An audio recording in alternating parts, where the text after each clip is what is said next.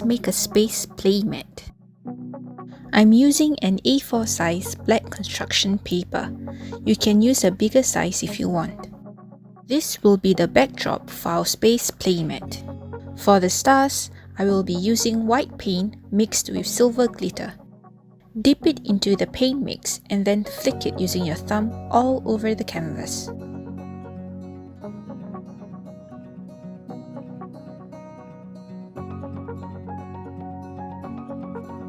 Next, let's make the planets.